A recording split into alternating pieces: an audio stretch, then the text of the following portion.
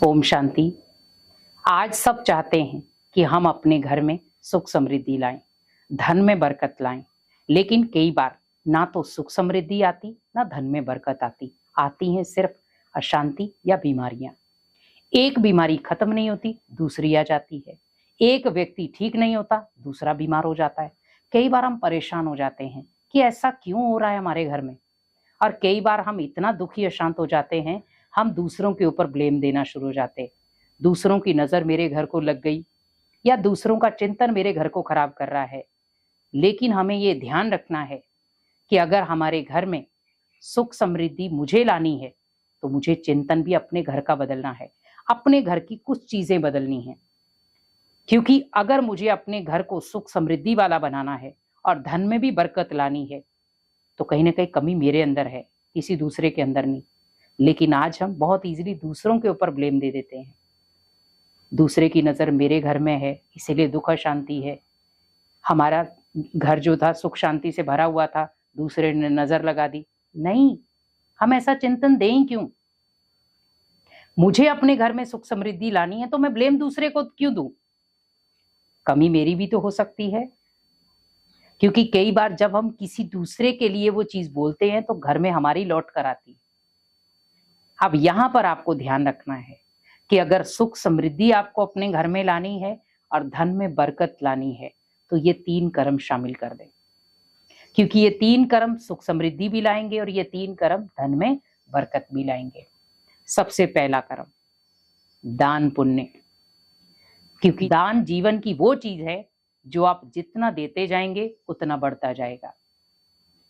हम बहुत सारी जगहों पर धन का दान देते हैं और हम सोचते हैं बदले में बहुत सारा धन आएगा।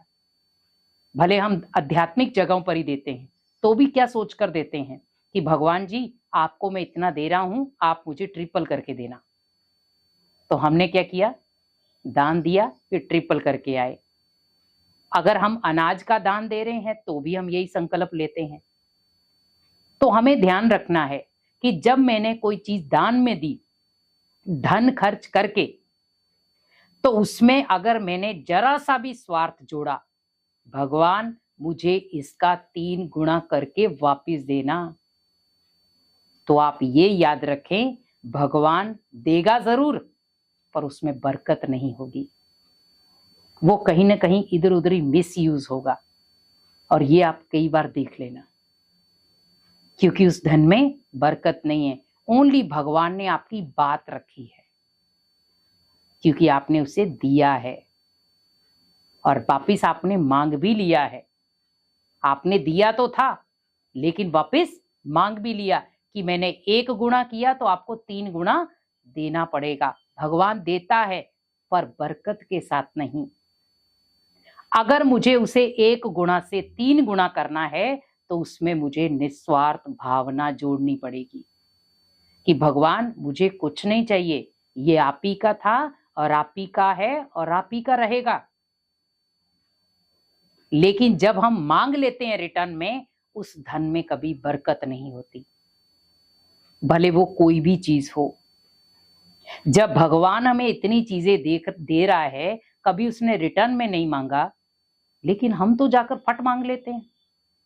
तो क्या आपको लगता है धन में बरकत होगी? नहीं। इसीलिए अगर धन में बरकत करनी है तो दान निस्वार्थ भावना का होना चाहिए, स्वार्थ भावना का नहीं। भगवान उसका भाड़ा जरूर देगा पर बरकत नहीं देगा, ये आप ध्यान रखें। ये बहुत सारे लोग गलती करते हैं, भगवान को देने के बाद मांग भी लेते हैं। नहीं, वो उसी की चीज थी और उसी को मैंने दी है और उसी को कह रहा हूं रिटर्न में मुझे दे देना, वो भी 3 गुना। तो हम तो भगवान से ही मांग रहे हैं दोबारा से। नहीं, हमने जब गायन कर दिया तन मन धन सब कुछ तेरा, क्या लागे मेरा, तो क्या ये धन मेरा था? वो तो ऑलरेडी उसका है जिसको आप दे रहे हैं। कहते ना, बिन मांगे मोती मिले, मांगे मिले ना भीख। भगवान बिना मांगे आपको जो चीजें देगा उसमें होगी बरकत, जो आपके जीवन को श्रेष्ठ बनाएगी। और दूसरी, दुआएं। क्योंकि दुआएं भी एक ऐसी पूंजी हैं जो आपके घर में सुख समृद्धि ला सकती हैं, धन में बरकत ला सकती। कहते ना, जो धन दुआओं से कमाया हो उस धन में हमेशा बरकत होती है। तो धन कमाओ दुआओं के साथ, जिसमें अनेक आत्माओं की दुआएं जुड़ी हों। भले वो कम धन कमाया हो, लेकिन दुआओं वाला हो। किसी को दुख देकर कमाया हुआ धन आपके घर में सुख समृद्धि नहीं ला सकता। लेकिन अगर आपने उस धन में खुशियां जोड़ी हैं, दुआएं जोड़ी हैं, तो ऑटोमेटिकली वो आपके घर में सुख समृद्धि भी लाएगा और धन में बरकत भी लाएगा। तो अपने धन में और घर की सुख समृद्धि के लिए दुआएं देना सीख जाएं, और वो भी निस्वार्थ भावना की। तीसरी, खुशियां।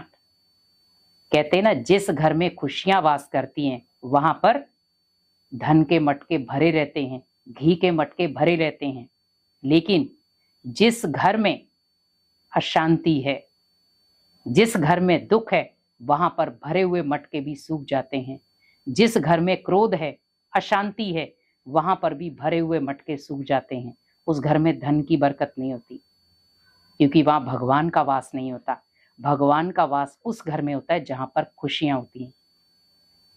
तो अपने घर में भी आप अगर सुख समृद्धि चाहते हैं तो घर में खुशियों का माहौल बनाकर रखें। कैसा भी कोई सीन आए, लेकिन उसे खुशी से डील करें, क्योंकि खुशी जैसी खुराक नहीं और गम जैसा कोई रोग नहीं। तो हम रोग क्यों लाएं जब हमें भगवान ने खुश रहने की कला सिखाई है। खुश रहो और अपने जीवन को एंजॉयमेंट के तरीके से जियो। तो जितना आप अनेक आत्माओं के जीवन में खुशियां भरते जाएंगे, आपके घर में सुख समृद्धि बढ़ती जाएगी।